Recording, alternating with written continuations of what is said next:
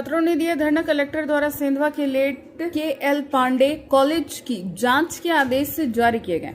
सेंधवा के समीप चाटली के लेट के.एल. पांडे कॉलेज की शिकायतें लगातार आ रही थी। विगत दिनों सेंधवा विधायक छात्रों एवं प्राचार्य के बीच हुई बहस का वीडियो वायरल हुआ था। छात्रों की शिकायत पर सेंधवा विधायक मोन्टू सोलंकी, सुभद्रा परमार, गजानंद ब्राह्मणे, राजू डावर सहित कांग्रेस एवं जेएस के कार्यकर्ता सहित छात्र बुधवार को कॉलेज परिसर में ही धरने पर बैठ गए। दिन भर गहमा गहमी का माहौल रहा। छात्रों ने कॉलेज संचालक एवं प्रबंधक के विरुद्ध शिकायत की गई थी कि 40 नर्सिंग छात्राओं के द्वारा फीस जमा करने के पश्चात भी उन्हें परीक्षा से वंचित रखा गया। कॉलेज की लापरवाही से छात्रों की 1 साल की मेहनत पर पानी फेर दिया गया। एक ही प्राचार्य द्वारा 8 कॉलेजों का पदभार संभाला जा रहा है। छात्रों ने यह भी आरोप लगाया कि प्राचार्य के वापस अब ग्रुप में छात्रों को भाजपा से जुड़ने को कहा गया है। 16 बिंदुओं को शिकायत बड़वानी कलेक्टर से की गई।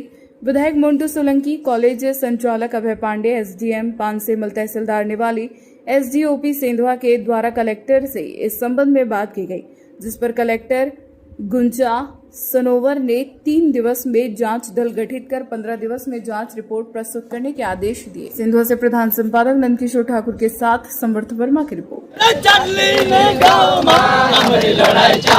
मेरा आकाश नरगावे नाम है। आज तुम यहाँ क्यों आए इस धरने के अंदर? कारण कि हमारे साथ बहुत अत्याचार हो रहा है। जैसे हम एग्ज़ाम दे रहे हैं। कौन दे रहा था? मेरी वाइफ 2022 में। क्या नाम है उसका? ऐश्वर्या शाहाने नाम की मेरी वाइफ है। कहाँ रहते हैं? यही सेंधवा में रहती है। अच्छा। उसने यहाँ बीएससी नर्सिंग का एडमिशन लिया था। फाइनल ईयर उसका 2021 में था, पर 21 में परीक्षा दी तो एटिकेटी आ गई थी उसमें। तो उसके बाद 2022 में उसका फाइनल ईयर वापस से 4th ईयर का एग्ज़ाम दिया, उसमें पास हो गई वो। 2022 से फिर मार्कशीट लेने आए तो ऐसे झूठ बोल के आज देंगे कल देंगे, इन्होंने ऐसे परेशान करके 2025 आ गया। अभी तक उन्होंने डिग्री नहीं दी है, ना रजिस्ट्रेशन नंबर दिया। 3 साल से हम परेशान हो रहे। ऊपर से मैं बार वाइफ को लेके आता था, हाथ पैर जोड़ के रिक्वेस्ट करके ये बोल देते थे कि अभय पांडे से बात करो, इससे बात करो, नेता से बात करो, बीजेपी नेता मोहन जोशी से बात करो। ऐसा करके हमको भगा दिया जाता था। फिर उसके बाद में मैं ऐसा बोलने के बाद मैं भी यहीं से एमपेड कर रहा इसी कॉलेज से, सिलदड़ कॉलेज से, शारीरिक शिक्षा से। तो वहाँ पर मेरा आज लास्ट ईयर था, अभी 4th सेम था।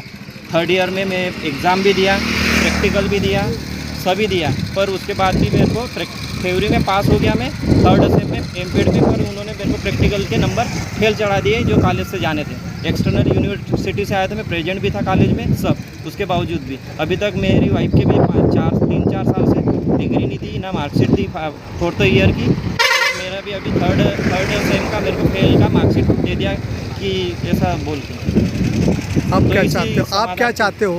कि हमारे साथ न्याय हो, हमारे लिए कुछ सरकार हो या जो भी हम समझदार है, जो हमारे गरीब आदिवासियों के लिए जो न्याय के लिए बात करते हैं वो हमारा समाधान पूरा करें, हमें न्याय मिले। आज दोपहर 12 बजे से धरना प्रदर्शन रहा है कॉलेज के सामने। क्या मामला था और क्या आश्वासन दिया गया आपको?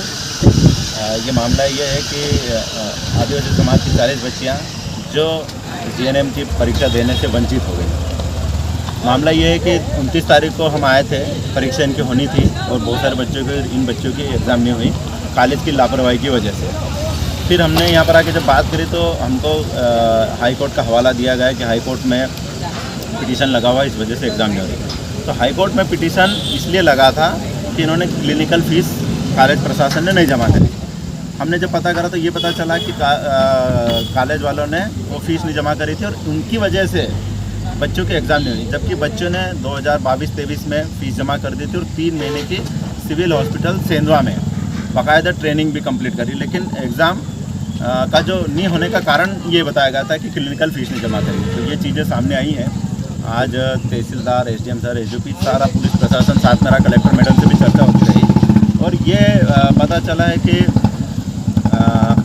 बच्चों को 45 दिन में हाई कोर्ट के निर्देशानुसार 45 दिन में इनका क्या बोलते हैं एग्ज़ाम टाइम टेबल आएगा और 15 दिन में एग्ज़ाम होगी। ये बात अभी तक हमको पता चली है।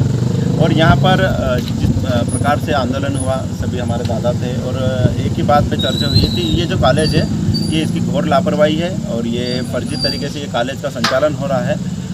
और कहीं ना कहीं ये भी यहाँ पर पता चला है कि बच्चों को ज़बरदस्ती बीजेपी की सदस्यता दिला गई, OTP मांगा गया, अगर नहीं दोगे तो इनकी एग्ज़ाम नहीं होने देंगे।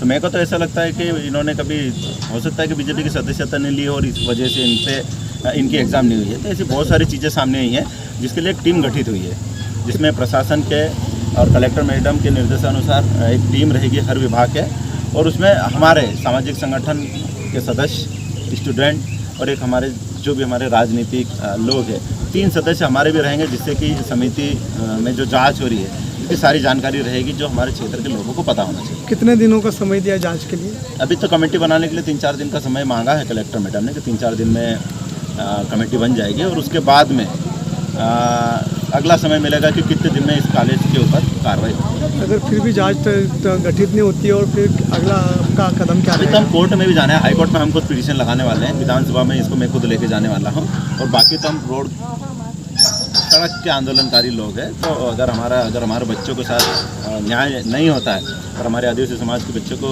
एग्ज़ाम नहीं होती और उनको बराबर न्याय नहीं मिलता है, तो हमारा पूरा समाज रोड पे आंदोलन करेगा, जिसकी जिम्मेदारी प्रशासन शासन दोनों की रहेगी। इसमें नर्सिंग के जो स्टूडेंट है उनके परीक्षा में नहीं बैठने दिया है, इस संबंध में इनके द्वारा आज धरना दिया गया है, जिसके संबंध में सारे बिंदु लिखित में दे रहे हैं।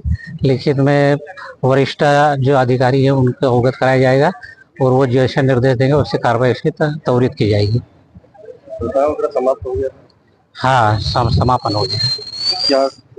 क्या आश्वासन दिया गया? अभी वो कौन कौन बिंदु है वो सारे अवगत कराएंगे, वरिष्ठ अधिकारी को क्या है वो जांच के बाद भी बता पाएंगे। क्या सर जांच दल गठित किया जा रहा है?